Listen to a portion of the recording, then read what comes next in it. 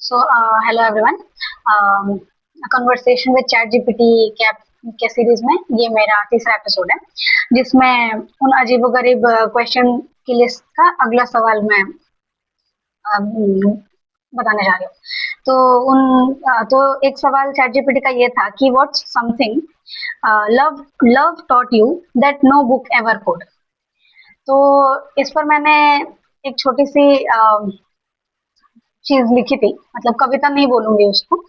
तो मैंने कुछ लिखा था जो मैं पढ़ती हूँ, जो इस सवाल का आंसर हो है मेरे हिसाब से।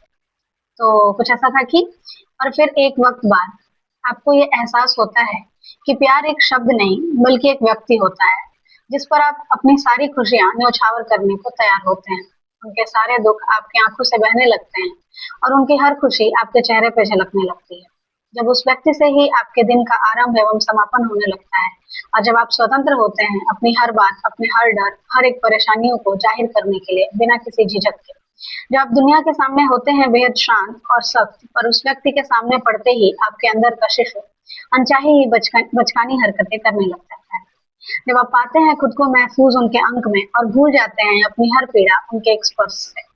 सैकड़ों परेशानियों के बीच जब आप पाते हैं उस व्यक्ति को अपने करीब और खो जाते हैं प्रेम के उस अथाह सागर में जहां आपकी चिंताएं, आपकी व्यथाएं भी आपको ढूंढ नहीं पाती। जब दिन भर की थकान बस उनकी एक आवाज सुनकर दूर हो जाती है, दिन भर सैकड़ों लोगों के साथ रहने पर भी जब अंत में आप ये महसूस करते हैं कि सब कुछ तो ठीक ही था, पर कुछ तो था जो रह गया, और अचानक से उस व्यक्ति का ख्याल आपको उस कुछ छूट गए को भर देता है। जीवन की कितनी भी बड़ी लड़ाई हो, बस उसका इतना कह देना कि तुम चिंता मत करो, तुम सब कर लोगे, आपकी टूटती हुई हिम्मत में एक नई ऊर्जा का संचार कर देता है। जब सिर्फ उसकी मौजूदगी ही ये विश्वास दिलाने के लिए पर्याप्त होती है कि आप अकेले नहीं हो अपने डर, अपनी व्यग्रता, अपने संघर्ष में।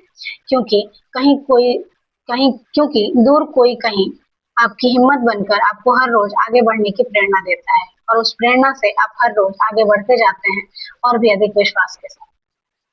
तो थैंक यू, मिलते हैं नेक्स्ट एपिसोड में।